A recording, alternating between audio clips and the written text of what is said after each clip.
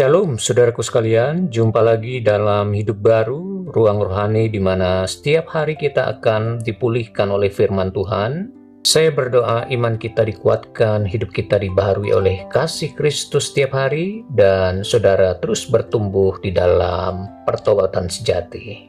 Pagi ini kita akan menyentuh satu kebenaran tentang tema yang biasa dihindari oleh manusia pada umumnya, yaitu tentang pemulihan hati dan pertobatan yang sungguh-sungguh.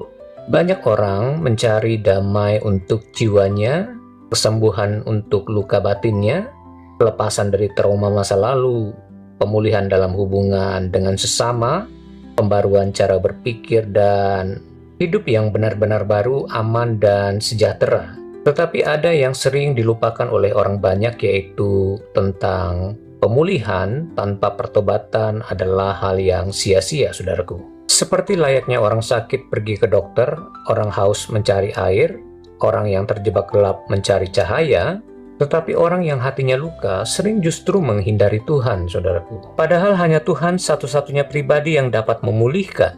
Pemulihan sejati memerlukan langkah yang besar, yaitu pertobatan yang sungguh-sungguh, jujur, dan total, saudaraku. Ingat saudara, dosa itu bukan hanya membuat kita jauh dari Allah, tetapi cara kita membiarkan dosa membentuk karakter kita, menjadi suara hati kita dan arah hidup kita, itulah yang membuat kita sering gagal, saudaraku. Jadi hati seseorang yang membenarkan dosa, hati yang terus menyimpan luka, hati yang keras, hati yang tidak jujur di hadapan Allah, inilah yang membuat hidup seseorang jauh dari Allah dan jauh dari pemulihan hidup yang sejati. Jika saudara membaca kitab Yoel 2 ayat 12-13 yang bunyinya, "Tetapi sekarang juga demikianlah firman Tuhan, berbaliklah kepadaku dengan segenap hatimu, dengan berpuasa, dengan menangis, dan dengan mengadu. Koyakanlah hatimu dan jangan pakaianmu, berbaliklah kepada Tuhan Allahmu, sebab Ia pengasih dan penyayang, panjang sabar, dan berlimpah kasih setia, dan Ia menyesal karena hukumannya." Ayat ini berisi bahwa hati Allah rindu umatnya yang hatinya rusak, hancur, penuh luka, dan tersesat karena dosa, segera kembali kepada Allah.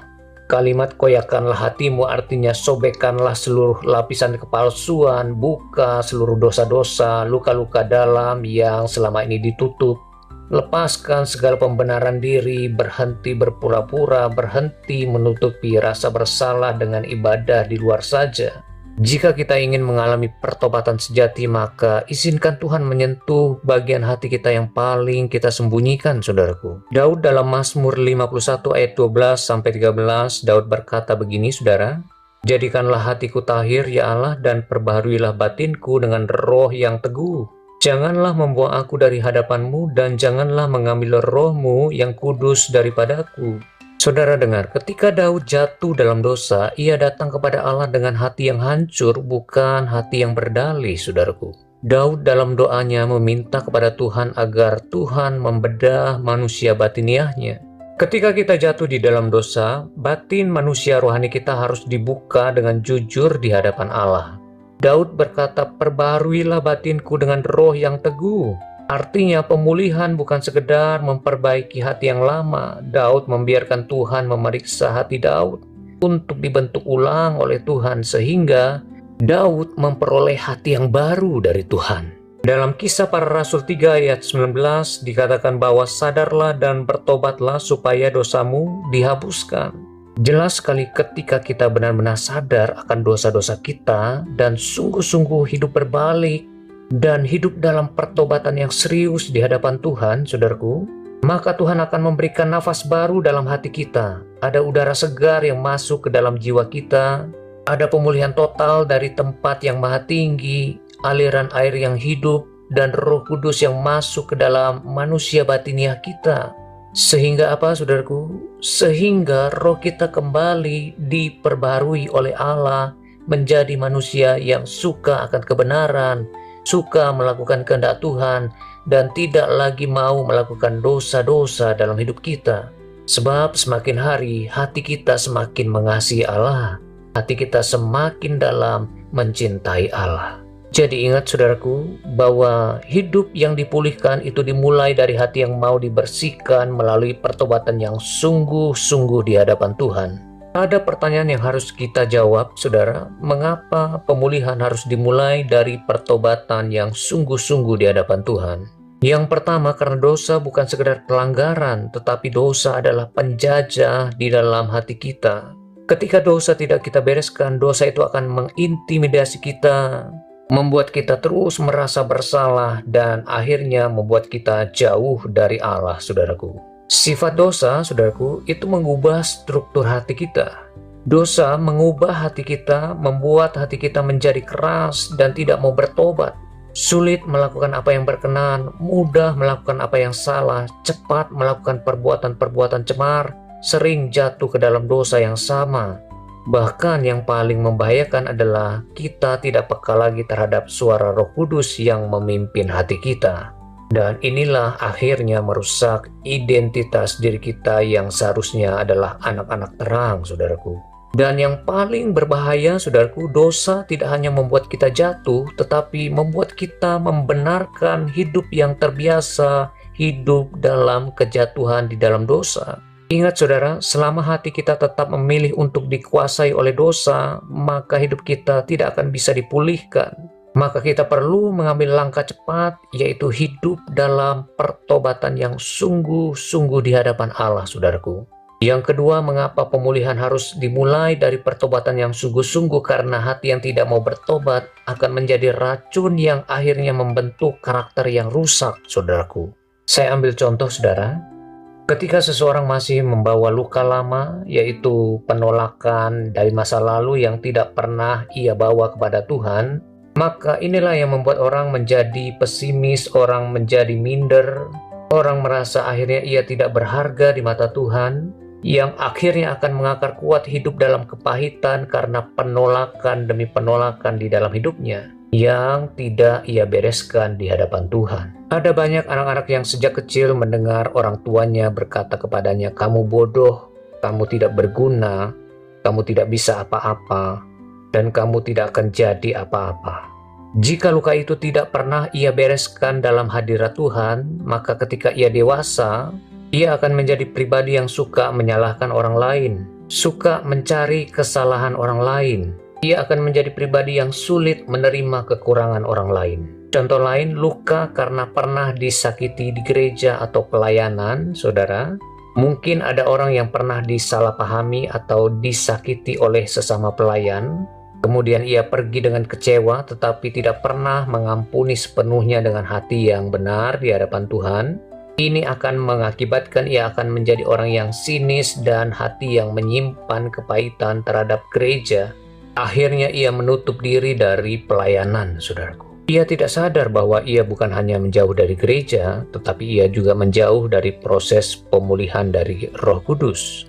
Maka ketika ada orang berkata, "Tuhan, pulihkanlah aku," tetapi ia masih mempertahankan kebiasaan yang lama, menyimpan pintu kecil untuk kembali kepada dosa, tidak mau dilepaskan dari kuasa dosa, dan terus menyimpan bagian hati yang gelap untuk dirinya sendiri, maka sebenarnya ia tidak akan bisa mengalami pemulihan yang daripada Tuhan, saudaraku. Dosa yang tidak mau dilepaskan diibaratkan pintu hatinya masih dikunci dengan ego. Maka pertobatan yang sungguh-sungguhlah yang akan membuka kunci egonya tersebut, saudaraku. Dosa atau luka yang tidak dibawa kepada pertobatan yang sejati akan mengakar pahit dan merusak cara berpikir kita, cara kita merespon, cara kita mengasihi, cara kita melihat diri sendiri, bahkan cara kita mengambil keputusan, dan cara kita membangun relasi dengan Tuhan menjadi tidak berkualitas, saudaraku.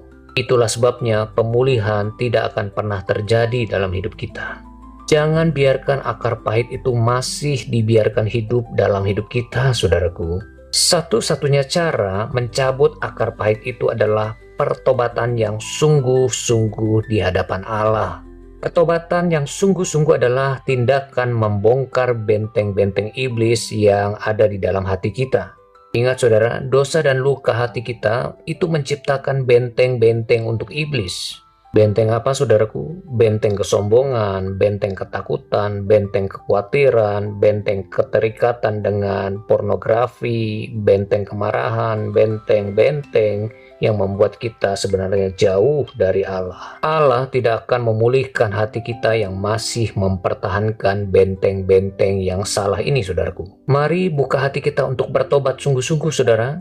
Hati yang mau bertobat dengan sungguh-sungguh itu adalah tanda bahwa kita mengizinkan Tuhan mau merobohkan benteng-benteng tersebut, saudaraku. Ingat saudara, Tuhan hanya mau memulihkan hati kita yang mau berserah kepadanya, yang mau taat dan tunduk kepadanya, saudaraku. Jadi jangan mempertahankan ego kita, jangan mempertahankan pembenaran diri kita, saudara. Jangan lagi membela dosa-dosa kita. Lepaskan itu semua dan bertobatlah dengan sungguh-sungguh dan hiduplah di bawah pemerintahan Allah. Maka kenali dosa-dosa kita, saudara. Dosa yang sengaja, dosa yang tersembunyi, dosa yang buruk dianggap biasa, luka kepahitan yang disembunyikan, niat motivasi yang gelap. Semua itu harus kita bereskan. Putuskan mata rantai ikatan dosa tersebut, saudara. Pertobatan yang sungguh-sungguh di hadapan Allah akan memutuskan hubungan atau akar kebiasaan manusia lama kita, saudaraku. Jadi jangan pernah mentoleransi dosa-dosa kecil masuk dalam hidup kita, saudara. Biarkan Tuhan menyembuhkan kita dan membentuk karakter yang baru di dalam kita.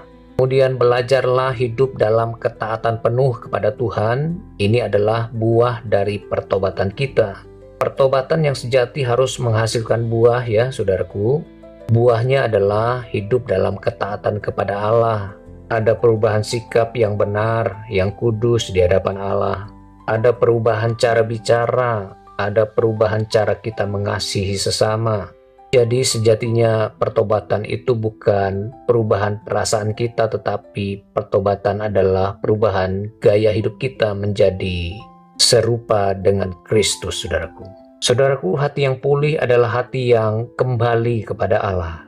Hati yang mau kembali kepada Allah akan membuka pintu bagi Tuhan untuk menciptakan hati yang baru di dalam kita. Ketika hati kita pulih dan hati kita diperbarui oleh Tuhan, Tuhan memakai kita untuk menjadi terang bagi banyak orang. Saudaraku, mari kita datang kepada Tuhan. Bapa, kami bersyukur untuk firman-Mu yang telah menembus hati kami pada pagi hari ini. Kami sadar bahwa pemulihan tidak akan terjadi tanpa pertobatan. Karena itu Tuhan, kami datang dengan hati yang jujur, hati yang terbuka, hati yang mau dibentuk oleh Tuhan. Tuhan, kami mau bertobat sungguh-sungguh. Kami mengakui dosa-dosa kami di hadapan-Mu. Kami mengakui kebiasaan lama kami yang mengikat hati kami. Kami mau lepaskan itu semua. Kami mengakui semua yang tersembunyi dalam hati kami. Kami mengakui semua akar pahit yang ada di dalam hati kami. Kami mau cabut semua di dalam nama Tuhan Yesus Kristus. Tuhan menghancurkan benteng-benteng yang dibangun oleh iblis di dalam hati kami. Roh Kudus, pulihkan bagian jiwa kami yang tidak mampu kami pulihkan sendiri. Sembuhkan hati kami Tuhan, pulihkan identitas kami. Biarlah hati kami terus diisi oleh sukacita dan damai sejahtera Allah yang selalu melingkupi hati kami. Hari ini kami akan memulai hidup dalam pertobatan yang sungguh-sungguh di hadapan Tuhan. Mampukan kami Tuhan, sebab tanpa kekuatan-Mu kami tidak bisa berbuat apa-apa. Kami mengucap syukur untuk pemulihan yang Tuhan adakan hari ini, dan kami terima pemulihan yang daripada-Mu Tuhan. Di dalam nama Tuhan Yesus Kristus kami berdoa dan mengucap syukur kepada-Mu Bapa. Haleluya. Amin. Saudaraku, sampai jumpa lagi di hari berikutnya. Tuhan Yesus memberkati kita semua.